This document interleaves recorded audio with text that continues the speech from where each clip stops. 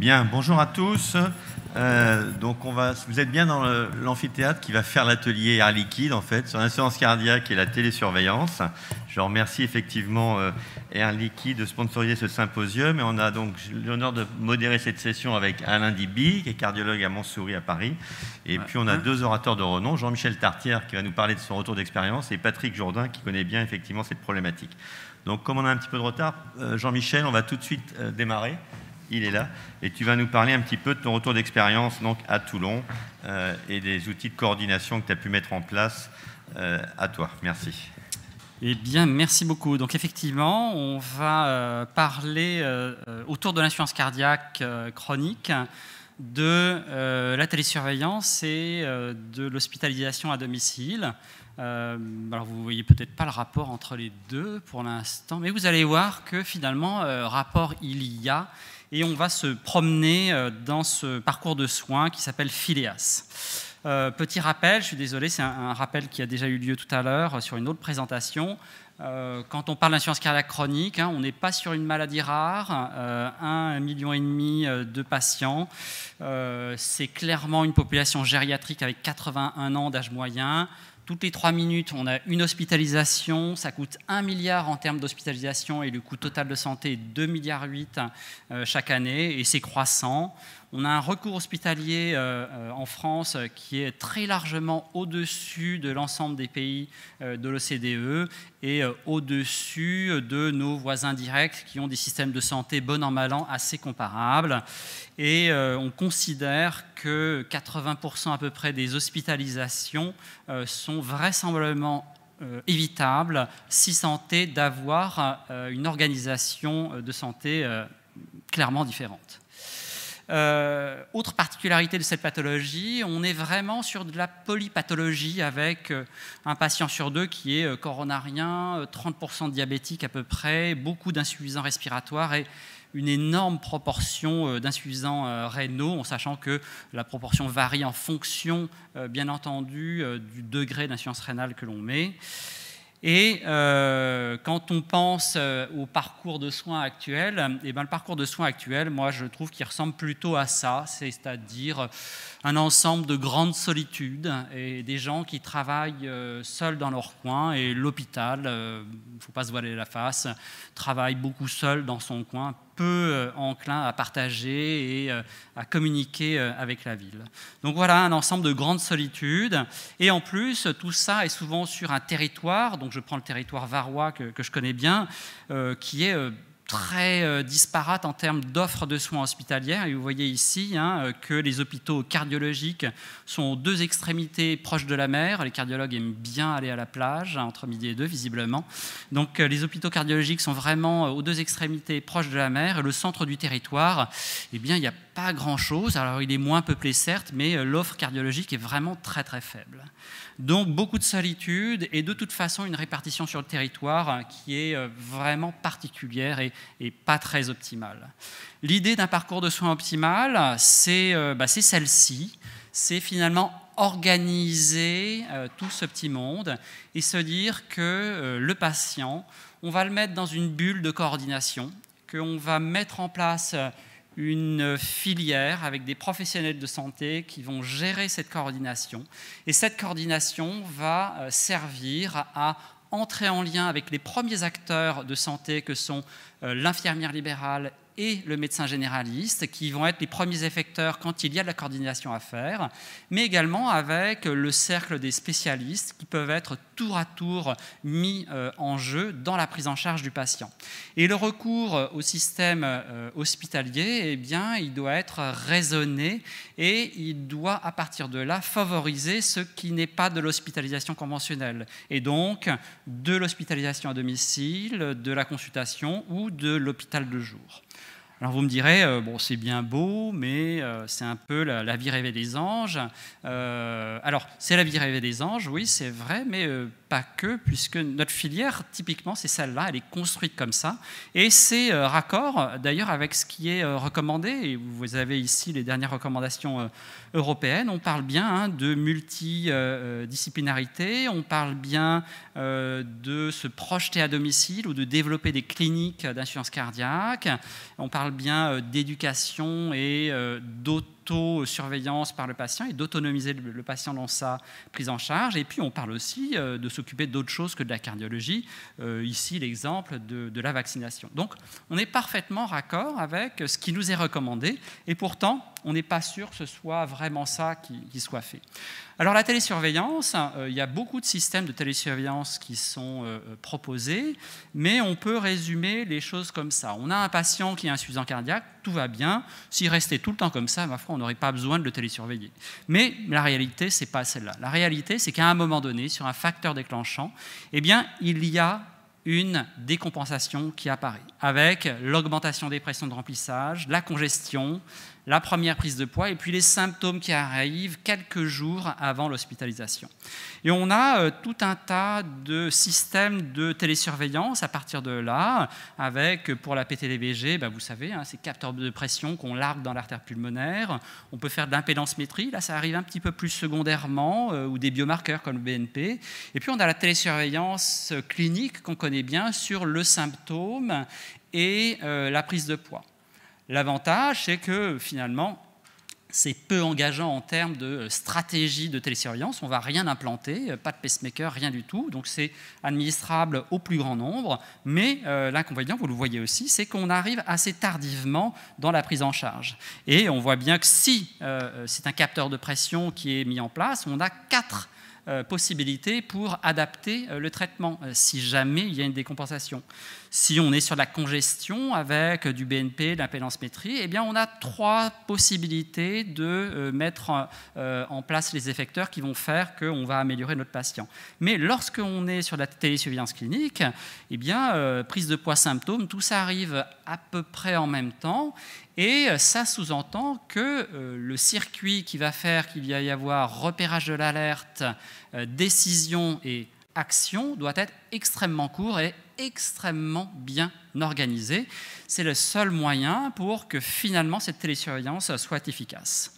Alors comment organiser cette télésurveillance ? Eh bien cette télésurveillance, elle nécessite, quand on est sur un territoire de santé, d'avoir une équipe dédiée qui soit réellement dévouée à cette action-là de télésurveillance et de corriger le tir lorsque le patient est en décompensation ou en alerte de décompensation.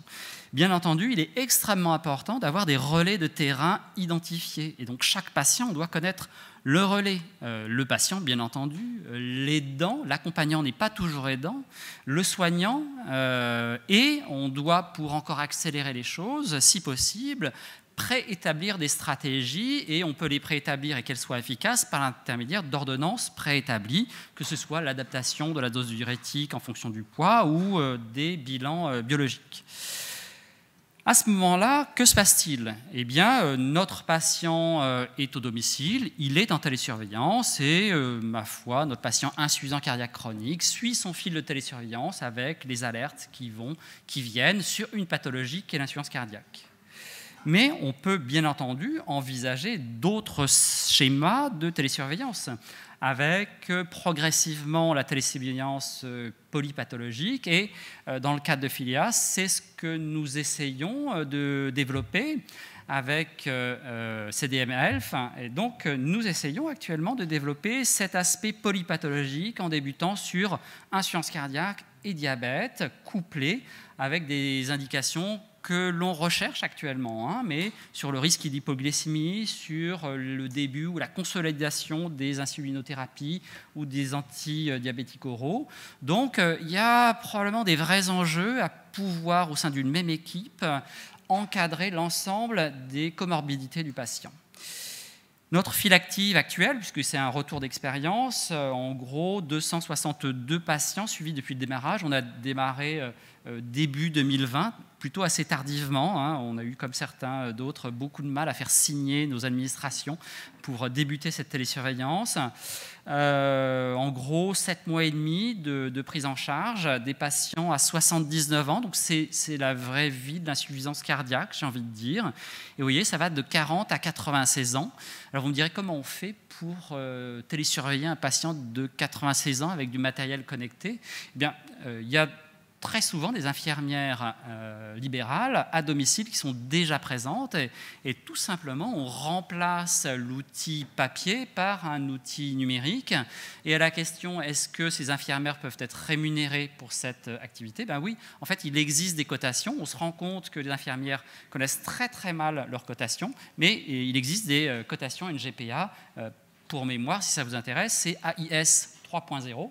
Et donc avec AIS 3.0, une infirmière peut être, à partir d'un diagnostic infirmier, rémunérée sur un passage même quotidien, week-end, férié compris, pour effectuer une télésurveillance. En gros, nous avons une file active avec 2 systèmes qui est oscillant entre 190 et 220 patients quotidiennement. Et l'équipe est là pour assurer le suivi des alertes. Alors, quand on parle des alertes, il faut faire attention parce que si on se lance sur de la télésurveillance, il faut savoir qu'on va être confronté à la problématique de la gestion des alertes. Et on approche du big data, on récupère beaucoup d'informations, les informations arrivent, et qu'est-ce qu'on en fait de ces informations? Et c'est là où je trouve très utile d'être aidé par une plateforme avec l'idée qu'un certain nombre d'alertes peuvent être gérées par la plateforme et que nous réservons finalement l'exercice de la cellule Phileas à les cas les plus difficiles, les cas les plus problématiques, avec l'idée qu'il y a 2 coordinations qui se juxtaposent, une coordination qui est plutôt technique, logistique, éducative, et puis une coordination de terrain, Phileas chez nous, qui est là pour faire le lien vraiment proche avec les aidants, l'infirmière, les médecins, l'hôpital, les cliniques, peu importe les soins palliatifs, mais en tout cas pour assurer le local. Finalement, l'autre idée, c'est aussi de pouvoir moduler cette télésurveillance. Et c'est là, vous allez voir, qu'on s'approche de cette notion que peut-être il y a des liens entre hospitalisation à domicile et télésurveillance. Alors pourquoi peut-on moduler cette télésurveillance? Parce que dans la vraie vie, un patient en télésurveillance, eh bien, ça n'est pas un long fleuve tranquille. Et parfois, même avec des alertes bien gérées, eh bien, il y a quand même un épisode aigu. Et que fait-on de cet épisode aigu? Que fait-on de cet épisode aigu? Eh bien, d'emblée, la suite logique de notre prise en charge autour de l'hospitalisation à domicile, qui existe déjà chez nous pour la prise en charge des patients en insuffisance cardiaque aiguë, c'est de permettre de déclencher une hospitalisation à domicile directement à partir de l'évaluation du patient en télésurveillance, que ce soit en voyant le patient physiquement sur une consultation ou un hôpital de jour. Et donc, on peut très bien débuter une hospitalisation à domicile sans même qu'il y ait de passage hospitalier à proprement parler, sans qu'il y ait de passage aux urgences, sans qu'il y ait de passage dans un service de cardiologie. Donc, c'est tout l'intérêt de la chose, c'est qu'on prend en charge plus tôt, mais ça ne veut pas dire qu'une simple augmentation de la dose de diurétique Péros sera suffisante. Et on peut être amené à déclencher des hospitalisations à domicile directement de l'hôpital vers la ville. Bien sûr, l'idée finale de tout ça serait de pouvoir compléter les objets télétransmis, les objets connectés, et de pouvoir augmenter en volumétrie en termes de télétransmission avec la saturation, l'électro, le dextro, des données biométriques. Et on peut imaginer donc gérer l'ensemble des datas de l'hospitalisation à domicile par l'intermédiaire de la télésurveillance avec un volume d'objets connectés variables selon les besoins.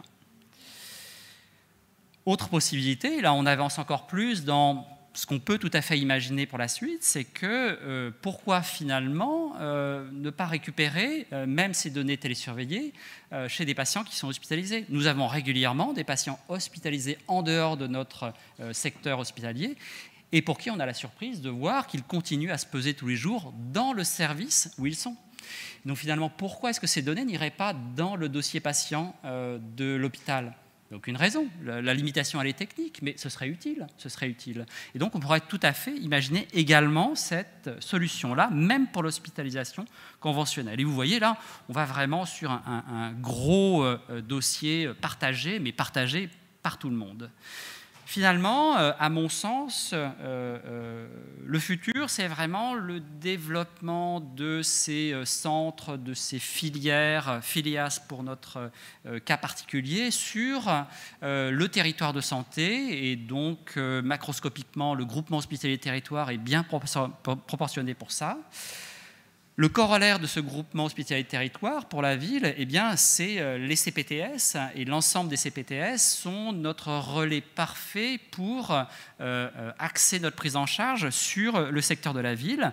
Mais ça va nécessiter, si on veut rester sur l'idée d'un dossier partagé avec des informations connectées, on va devoir se développer sur les outils techniques numériques, et surtout, on va avoir un immense besoin d'interopérabilité de l'ensemble de ces solutions, parce que la télésurveillance, c'est un élément, mais il y a bien d'autres éléments qui vont être pris en compte et que l'on doit partager entre tous les professionnels. Bien sûr, ces outils, à mon sens, doivent être intégrés à l'hospitalisation à domicile et étendus à d'autres pathologies chroniques.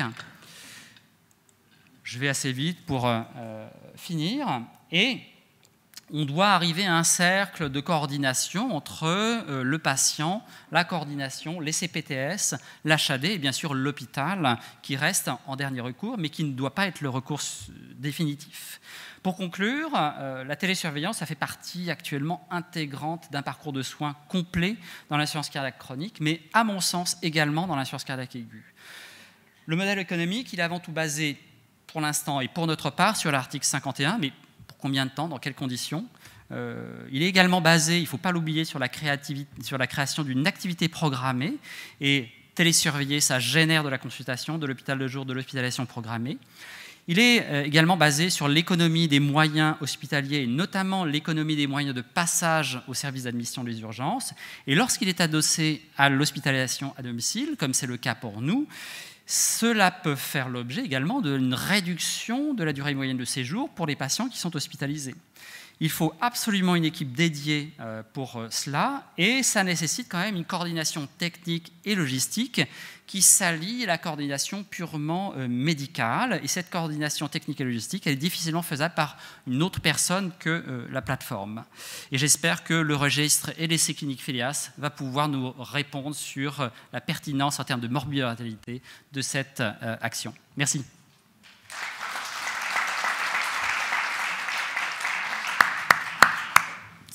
Moi, je trouve que ça, c'est un modèle très intéressant. Ce qui est intéressant, c'est d'intégrer cette télésurveillance pratiquement aussi dans la capacité de la faire se coupler avec l'HAD. C'est quand même assez nouveau, quoi. Après, il y a deuxième chose que je trouve importante, c'était le taux qu'on retrouve dans toutes les études, dans d'autres services qui ne sont pas exactement le même modèle, c'est simplement que les alertes sont bien filtrées, puisque finalement ne sont reportées chez vous que 32%, c'est-à-dire 68% des alertes sont quand même pré-traitées grâce à la plateforme. Ça, c'est un élément qui donne de l'équilibre et du sens à l'importance de l'intégration de la télésurveillance dans ton modèle qui finalement a explosé l'hôpital. Oui, tout à fait. Et je pense qu'il faut bien séparer les métiers. Mon métier, c'est pas d'aller faire de la logistique, c'est pas d'aller faire de la technique. Et on a une valeur ajoutée qui est notre spécificité d'insuffisance cardiaque. Il faut qu'on se concentre là-dessus, ce qui n'est pas des alertes spécifiquement de l'insuffisance cardiaque et des alertes de terrain. Je pense qu'il ne faut pas qu'on gaspille notre temps, qui est précieux parce qu'on n'est pas nombreux à chaque fois sur des filières de ce type-là. Il ne faut pas qu'on gaspille notre temps sur ce type d'alerte. Donc, il faut un partenariat pour moi, pour que ce soit fonctionnel, il le faut. Très bien. Merci. J'ai juste une petite question courte. C'est vrai que dans la solution que tu utilises, la qui est Chronic Care Connect, il y a un avantage qui est l'humain plus le digital. En fait, il y a une vraie équipe d'infirmières qui gère en amont une grande partie des alertes. Nous, on avait fait le calcul, c'était plus de 80% des alertes qui étaient gérées en amont, et nos infirmières et les médecins, donc référents d'assurance cardiaque à Chartres, ne géraient que 20% des alertes. Donc c'est vrai qu'il y avait un gain de temps, et si derrière on met des organisations avec des infirmières par délégation de gestion, avec des protocoles un peu à la Thibaut Damy, plus maintenant les infirmières de pratique avancée, là c'est vrai qu'on va pouvoir vraiment rentrer dans un parcours insuffisance cardiaque qui devrait quand même être mis en valeur en 2022, et ça c'est centré vraiment sur la télésurveillance. Je pense que voilà, on va faire une transition pour Patrick, pour enchaîner, qui va nous dire avant le programme étape et puis maintenant après étape. Mais je vois pas comment on peut vivre maintenant sans la télésurveillance dans nos services, puisque c'est vraiment la pierre angulaire du suivi de nos patients en insuffisance cardiaque. Merci Jean-Michel et merci Patrick. Ben voilà, tu as tout dit, hein. Je crois que l'élément clé, c'était vraiment de se dire on y est arrivé, on va y arriver. Si on revient quelques années en arrière, 2012, 2014, personne n'aurait pensé qu'on utilise la télésurveillance véritablement dans l'insuffisance cardiaque, en dehors des quelques rares études qu'il y avait. Et maintenant, la France, là où nous exerçons, on va être un des premiers pays à pouvoir le mettre en place. Alors au-delà de ça, juste quelques petits rappels. Vous savez toujours que la télémédecine, ça n'est pas la télémédecine au sens anglo-saxon du terme. Au terme anglo-saxon, en Europe, la télémédecine, c'est tout ce qui est en lien avec la médecine, avec de l'information ou de la technologie de la communication. Les applications de votre téléphone, c'est de la télémédecine. Au sens européen, ça ne l'est pas au sens français. Et c'est ça qui nous permet de nous payer notre télémédecine. C'est parce qu'on a diminué le nombre d'actes sur lesquels on applique ce nom de télémédecine. Et télémédecine veut dire déjà acte médical. Alors la télémédecine et la e-santé, c'est très très différent. Et je suis sûr que maintenant, plus personne ne se souvient de ça. Ça, c'était le traitement miracle de l'obésité. C'était la fourchette vibrante. C'est ce qui était vendu il y a 3 ans. Plus vous mangiez, plus ça vibrait. Et le jour où vous en envoyez plus autour de votre assiette que dans votre bouche, c'est que vous étiez censé être guéri de l'obésité. Bon. Au total, la télémédecine, ce qu'il faut voir, c'est que ça, c'est finançable par le risque, donc évaluable par la HAS, alors que la e-santé, c'est finançable par le client. En gros, c'est du téléachat. Alors en fait, en gros, si vous reprenez, il y a 3 grands domaines de cette e-santé. Il y a tout ce qui est la médecine prédictive, on en a un peu parlé du big data, tout ça. Ce qu'il faut bien penser, c'est que ce big data, c'est ce qui va nous permettre en fait d'améliorer le système de santé. Par exemple, un exemple très simple, on s'est rendu compte à Paris que les défibrillateurs semi-automatiques dans les pharmacies étaient l'endroit où les gens faisaient le moins d'arrêts cardiaques. Et que pour bien les mettre où il fallait les mettre dans les bars et dans les gares. Je ne sais pas pourquoi les bars, les gares, comme je prends la SNCF souvent, je comprends. Et puis, vous avez également tout ce qui est la L-Wellness, c'est-à-dire la prise en charge de la santé globale du patient. Là, vous avez les outils médicaux connectés. Vous avez également 2 choses qui vont arriver. D'une part, la perception du soin médical. Pourquoi ? Parce que la loi européenne a changé. Vous allez pouvoir bientôt faire de la publicité sur votre activité. Vous n'aurez pas le droit de dénigrer les autres. Vous ne pourrez pas dire que vous êtes le meilleur des cardiologues, mais vous pourrez dire que vous faites de la bonne cardiologie. Vous voyez, tout est dans la nuance. Et donc, ça va toucher chez nous aussi. Et l'autre élément, c'est la remontée des effets indésirables des médicaments. Vous avez vu que dans le lévothyrox, pour la première fois, ce sont les associations de patients qui ont été plus vite que nos instances pour dire qu'il se passait peut-être quelque chose. Et puis au milieu, vous avez ces éléments de télémédecine. En rouge, c'est ce qui est déjà passé dans le droit commun, c'est-à-dire qu'elle est finançable comme une consultation. La téléconsultation, bien sûr, la téléexpertise, la régulation du SAMU et le télésoin. Et restait le télémonitoring, la télésurveillance qui restait un peu entre les deux. Alors l'élément clé dont je voulais vous parler, parce que ça va révolutionner l'utilisation de nos infirmières, de vos infirmières ou de vos infirmiers, eh bien c'est le télésoin. Le télésoin, ça permet à un professionnel paramédical ou à un pharmacien d'accompagner un patient et de le suivre à distance grâce au numérique. C'est-à-dire là où votre infirmière ou votre infirmier appelait le patient à l'œil, eh bien maintenant, elle va pouvoir être reconnue pour le geste qu'elle va faire et un peu rémunérée. Toujours moins qu'un médecin, mais un peu. Alors, qui peut faire ce télésoin ? Vous voyez qu'il y a beaucoup de monde depuis la diététicien. Donc, ça permet comme ça d'avoir des diététiciennes libérales qui peuvent prendre en charge facilement vos patients. Vous avez également tous les ergothérapeutes, les infirmiers. Vous voyez qu'il y a les masseurs kinés. Et puis, vous avez également pas mal de choses, dont les techniciens de laboratoire médical, qui peuvent très bien rappeler le patient qui n'a pas fait sa prise de sang. Vous voyez, tout ça, ça pourrait être des éléments faciles pour vous appuyer. Attention, les PSAD ne sont pas directement dedans. Qui décide de la possibilité de faire du télésoin? C'est le médecin, le pharmacien, le paramédical, mais avec une première rencontre avec le patient. Et que mettre dans le dossier? Eh bien, ce que vous mettriez d'habitude. Quel tarif? Le même qu'en présentiel. Mais là où auparavant n'était reconnu que le geste médical, maintenant le geste paramédical l'est aussi. Et ça ouvre la porte, dans le cadre de la télésurveillance, à une action rémunérée des infirmières. Alors la télésurveillance, c'est quoi? Alors souvent c'est très beau, avec des gens en forme, qui ont du temps et chez qui ça se passe très bien. Et en pratique, on se demande toujours, oui, mais est-ce que ça marche en vraie vie, quoi? Voilà. Et donc, il faut voir qu'en fait, la télémédecine, ça fait beaucoup de temps qu'on la met en place, qu'on la peaufine. Et justement, vous allez voir, ce qui fait la télémédecine à la française, c'est que chacun peut faire la télémédecine qu'il souhaite. Alors, vous aviez les gros systèmes implantables, enfin gros, vous voyez la taille de la pièce de monnaie. Ici, c'est un pence, c'est tout petit, qui sont implantables. Et donc, par définition, on peut avoir les pressions dans les artères pulmonaires du patient. Oui, mais ça marche. Et effectivement, on va dire, chez des patients symptomatiques, que vous randomisez, que vous regardez, surtout s'ils sont réhospitalisés, vous avez un effet très positif. Oui, mais ça veut dire que là, vous regardez chaque variation de la pression, et donc, à la limite, il faudrait changer le traitement, toutes les variations de la pression. Et donc, c'est compliqué à faire, et tant que nous n'avons que le Lasillix, eh bien, c'est toujours un peu gênant. Le deuxième élément, ça a été de se dire, on va faire de la télémédecine classique, le patient, on prend n'importe quel patient, on va leur mettre un appareil de surveillance et on va les suivre 26 mois à surveiller tous les jours leur poids, leur tension, et puis on va rajouter plein de marqueurs pour voir comment ça fonctionne. Et là, on se dit, ça ne marche pas. Et oui, ça ne marche pas, pourquoi? Parce qu'une bonne partie des patients n'avaient pas enlevé le cellophane autour du morceau de carton qui enveloppait le matériel. Une bonne partie avait résilié l'abonnement téléphonique, sans compter ceux où le cardiologue ne répondait plus au téléphone, ce qui fait à peu près un tiers des cas. Eh bien, il n'y a pas d'effet positif. Par contre, quand vous choisissez avec le même type de matériel et la même philosophie vos patients, en prenant des patients motivés, en prenant des médecins motivés et des gens qui vont expliquer comment ça marche, dans ce cas-là, vous avez un effet positif sur le nombre de jours sans hospitalisation. Ça veut dire quoi? Ça veut dire que la télémédecine pour tous, non. La télémédecine pour ceux qui en ont besoin, oui. Alors vous avez effectivement, en France, on a développé pas mal de systèmes différents. Il y avait le SCAD qui a beaucoup fonctionné en fait avec un peu, j'allais dire, l'évolution ultime du Minitel, on va le dire, en niveau normand, avec un effet intéressant puisqu'il y avait beaucoup d'hôpitaux, des centres hospitaliers généraux sur lesquels les unités d'insuffisance cardiaque permettaient de suivre les patients. Et ça a été assez nouveau pour travailler sur le maillage du territoire, avec des effets qui étaient positifs, en particulier sur le nombre de jours d'hospitalisation pour insuffisance cardiaque.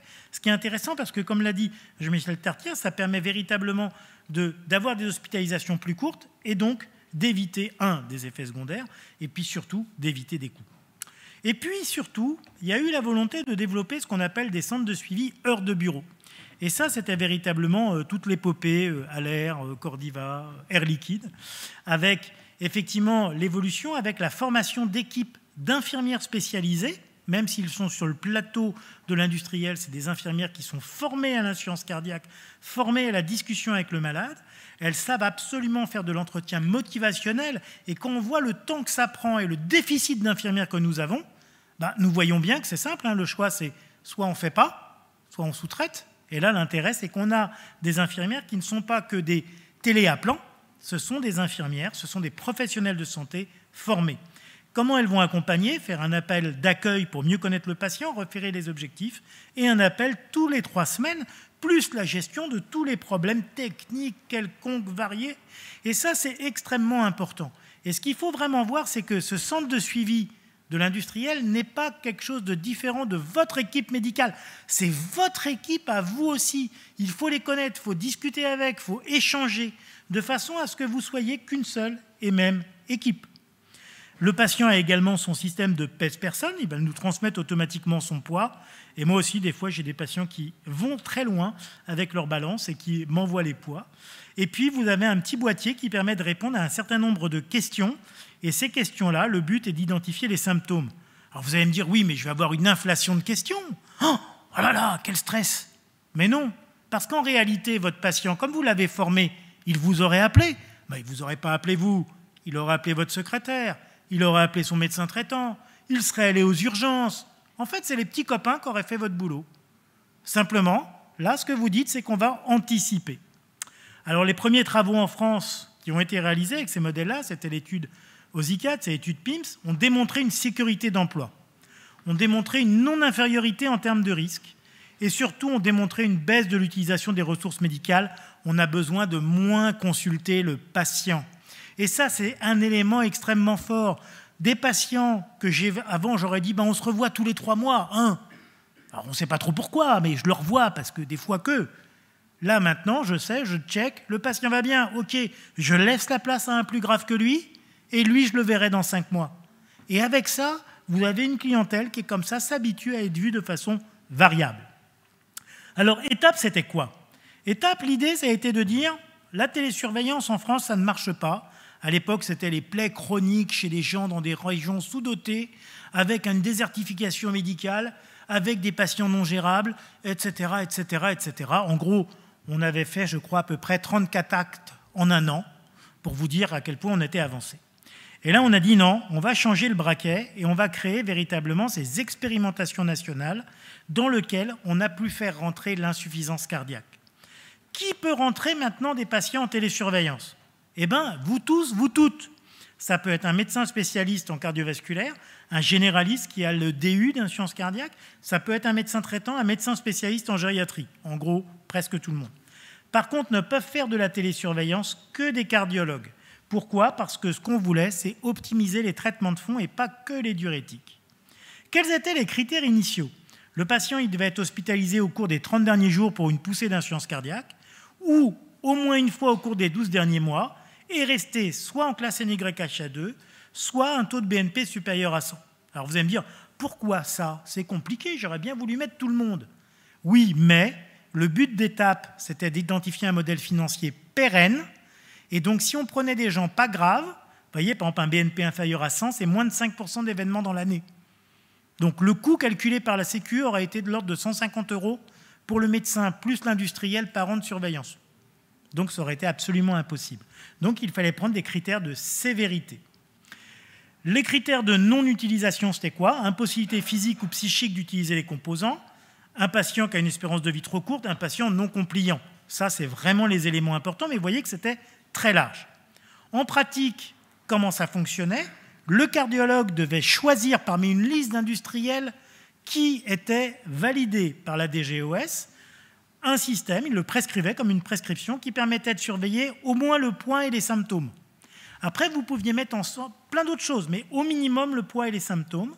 Il y avait ensuite un algorithme dedans qui soit vous envoyait directement les alertes, soit l'envoyait par mail ou autrement à une infirmière qui contactait le patient. Et ça, c'est typiquement les industriels avec une plateforme infirmière. Le fournisseur, il est responsable de la mise en place, de l'activation, et comme vous l'a dit le docteur Dartière, de tout ce qui va être la gestion qui n'est pas médicale. Évitez-vous du travail compliqué. Vous faites du presse-bouton, je prescris et je sous-traite, et moi, je ne m'occupe que des choses qui méritent la venue du cardiologue. Alors, le médecin prescrit donc cette solution de télésurveillance. Il prescrit également l'accompagnement thérapeutique. Alors, soit il le fait lui-même, soit il le fait faire par les infirmières, soit de son établissement, soit d'ailleurs, soit de l'industriel. Il informe le médecin traitant et surtout, il explique le tout au patient. Alors, cet accompagnement thérapeutique, c'est ce qu'on vous disait, ça permet aux patients d'être acteurs dans le système de soins. Ça ne s'appelle pas éducation thérapeutique parce que le terme était déjà pris dans la loi, donc on n'aurait pas pu le faire. Par contre, ça veut dire quoi? C'est avoir un objectif de formation, former le patient à sa pathologie, connaître les réactions appropriées. C'est exactement comme l'éducation thérapeutique, sauf que ça peut se faire à distance. Alors, ça peut se faire par téléphone, e-learning, enseignement assisté à distance, tout ce que vous voulez, sauf que ça doit être à peu près une séance par mois. Ça peut se faire pendant vos consultations, ça peut se faire en dehors, et ça peut donner lieu à facturation. Qui peut le faire? Soit un médecin qui a été formé à l'éducation thérapeutique, au minimum un DPC, par exemple le DPC du CNCH, ou pour d'autres professionnels de santé, la formation à l'éducation thérapeutique, maintenant les infirmières l'ont obligatoirement dans leur formation initiale, et une formation à la pathologie concernée. Et surtout, il faut garder l'ordonnance faite par le cardiologue si vous le faites financer et que vous êtes en libéral, parce qu'il faut pouvoir vous faire rémunérer. Alors justement, parlons rémunération. La rémunération pour le professionnel de santé qui fait la télésurveillance, 110 € par semestre par patient, et ça s'additionne à tous les autres actes. Consultation, téléconsultation, téléexpertise, c'est en plus. Pour la personne qui fait l'accompagnement thérapeutique qui peut être le même, 60 € de plus par semestre, et pour l'industriel, 300 € par semestre. Et puis, normalement, un élément d'incentive que pour l'instant n'a pas encore été versé pour savoir en fonction des résultats ce que ça pourra donner. Alors quand est-ce qu'on facture? Soit une fois que vous avez fini le service, au bout des 6 mois, ou si le patient est décédé ou il a arrêté la télémédecine, vous signez aussi, et s'il a débuté, c'est-à-dire reçu le matériel, vous pouvez le financer. Comment on facture? Automatiquement par votre logiciel, ou comme une facturation normale, ou feuille de soins papier, vous codez TLS si vous faites la surveillance, TLA pour l'accompagnement. Alors la crise sanitaire a changé plein de choses. Déjà, on a supprimé la condition d'hospitalisation. On a dit qu'on serait pérenne jusqu'à la fin des expérimentations et regardez la courbe ici de l'évolution des patients insuffisants cardiaques au fil du temps. Actuellement, nous sommes à plus de 11 000 patients insuffisants cardiaques qui ont bénéficié d'un suivi en télésurveillance et on est à peu près à 80 000 patients porteurs d'un pacemaker, ce qui fait que les cardiologues font 90% de la télésurveillance française actuellement. Le Ségur de la santé nous a dit qu'il fallait augmenter les téléconsultations, augmenter la téléexpertise et fixer le périmètre et le financement de la télésurveillance. Et donc, demain, grâce à la mobilisation des cardiologues, eh bien, dans votre équipe, vous en parlez à vos infirmières, elles sont surchargées ou ça ne les intéresse pas, vous choisissez un système de télésurveillance avec IDE intégré, vous tenez votre secrétaire au courant. Pourquoi? Parce que comme ça, les infirmières, soit vous enverront un mail, soit l'enverront à votre secrétaire, et vous verrez si ça rentre dans le système des avis, ce que nous, on va mettre en place chez nous, ou si ça vous est envoyé. Mais en pratique, quand vous faites comme ça, vous n'avez que 20% des alertes. C'est moins qu'avec vos patients habituels. Au début, il y en a un peu plus, mais après, vous n'êtes plus dérangés. C'est un investissement. Si jamais ça intéresse vos infirmières, choisissez un système de télésurveillance avec ou sans IDE, mais de toute façon, intégrez vos infirmières avec les infirmières du centre de télésurveillance. Tenez votre secrétaire au courant, il faut toujours la tenir au courant. Et il faut intégrer les infirmières dans une seule et même équipe. Vous allez sur le site internet du gouvernement et vous téléchargez les pièces à signer. Vous faites signer votre directeur en cochant dans la case « Je fais de la télésurveillance insuffisance cardiaque ». Vous entrez en contact avec l'industriel, vous rentrez votre premier patient et si possible, un qui est sympa. 2022, c'est quoi? Eh bien, 2022, ce n'est pas que l'élection, c'est l'entrée dans le droit commun. Et donc, jusque juin 2022, aucun changement à étape. C'est-à-dire que vous pouvez continuer à rentrer vos patients comme maintenant. Vous devez rentrer des patients. Plus il y en aura, plus on aura les chances de rentrer dans le droit commun définitif grâce à vous. Puis, les pathologies d'étape rentrent dans un circuit de facturation différent, en cours de finalisation, alors que les autres pathologies devront passer devant la HAS. L'organisation, par contre, sera complexe. Il faut surtout attendre le décret d'application pour déterminer les cahiers des charges. Et maintenant que nous avons testé, nous avons usé, nous avons utilisé la télésurveillance, il faut nous battre pour que ça ne soit pas complexe et trop complexe. Et l'important, c'est que nous évitions, maintenant que nous passons dans le droit commun, d'échanger 20 € contre une surcharge réglementaire. Je vous remercie.